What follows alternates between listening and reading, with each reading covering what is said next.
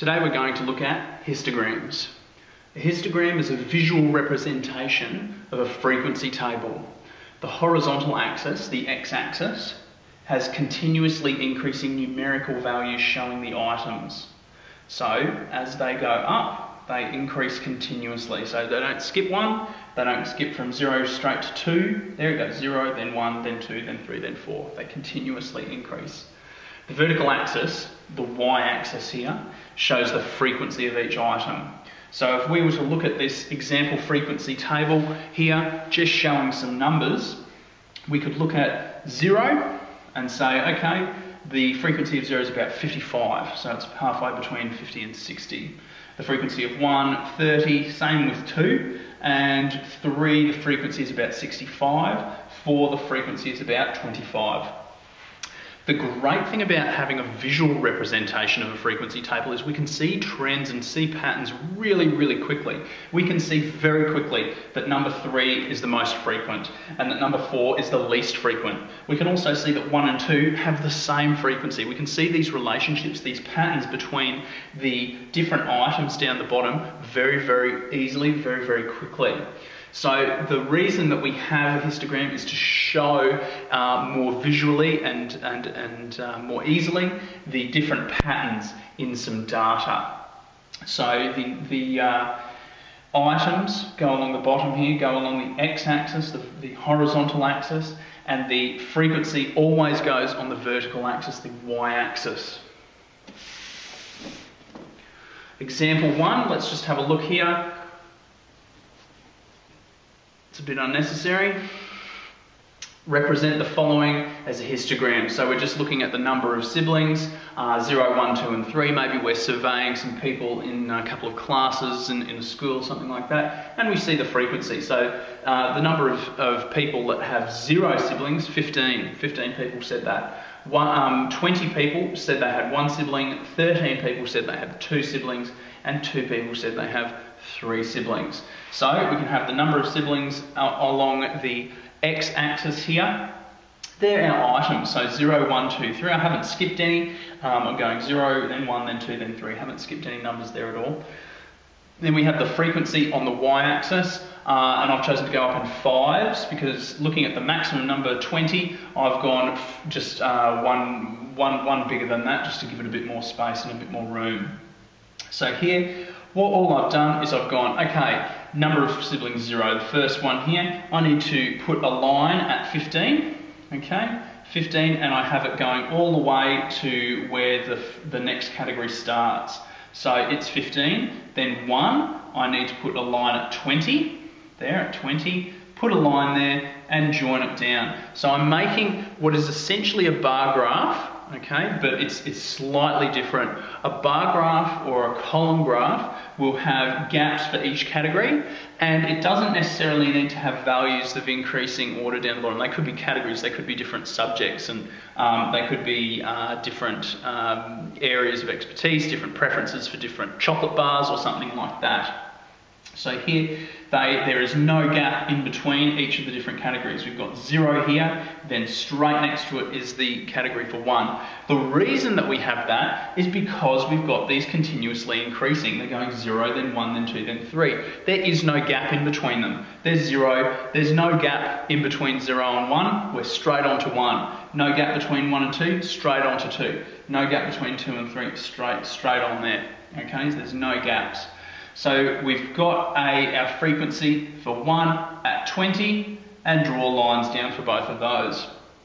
Our frequency for 2 is 13, so we look about halfway in between 10 and 15 is going to be where 12 is, 12 and a half is, because that's halfway in between 10 and 15, so it'll be just above that. So 13, there 13, and draw lines down. And the last one is 2. It's going to be slightly less than halfway between 0 and 5, because halfway between 0 and 5 is 2.5.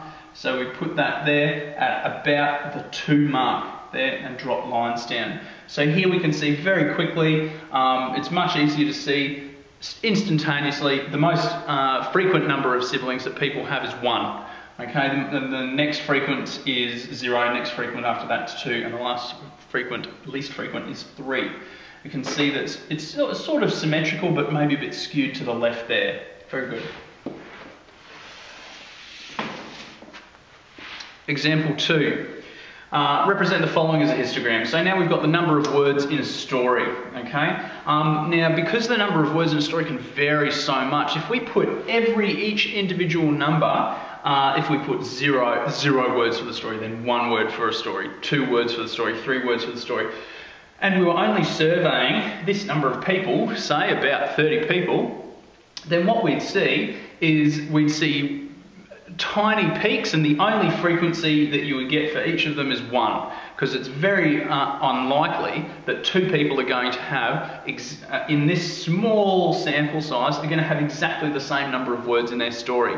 But if we have a range, so between 0 and 99, 100 and 199, 200 and 299, etc., then we can capture all of the people within that range. And it's going to be much easier to see a trend and see a pattern. We won't be able to see a pattern if we have such a large difference between our lowest and highest value, between 0 and 499, and there's only going to be 30 people within those, or 30 values within those numbers. We're not going to see a very recognisable pattern very easily. So if we've got them in spacings or in intervals of 100, that's going to be much, much easier to see. So if we look at the number of words in the story, the first one, the number of people who had 0 to 99, so they had 99 or less words in their story, was 2. 100 and 199, between 100 and 199, 10 people had that many words. Between 200 and 299, 12 people had that many words. Between 300 and 399, 8 people, and then only 3 people had between 400 and 499. So in order to do this, we need to put our categories on our x-axis and have them increasing. So we need to have an x-axis label, and so we're just going to use exactly the same one, number of words in story, and we have the frequency on the y-axis, on the vertical axis. Always have the frequency on the vertical axis there on the y-axis. So you can see we've got them increasing from left to right, 0 to 99, then 100 to 199. So there's no gaps in between them. If someone has 99 words, they'll be in this category. Then if they have one more word than that, if they have 100 words, then they'll be in the next category up. There's no spaces in between, and that's why we're using a histogram here. We'll be able to see this information, this data that we've collected very, very easily. So you can see if we go for the first category, 0 to 99, 2, that's where we put our line, at the 2, because that's the number of people that had that many words. Draw a line down. Next one over, 10. So draw a line at 10, drop lines down from both of them for the 100 to 199 category. Next is 12, and drop the lines down. Then 8 for 300 to 399, and drop lines down. And then last is 3, directly in between 2 and 4, for 400 to 499, drop those lines down. So you can see here, we've got a very symmetrical looking pattern, very symmetrical looking. It's pretty much the same on either side of the middle. So we can see that the maximum is 12, that is 200 to 299. So most people had 200 to 299 words. They were in that category there.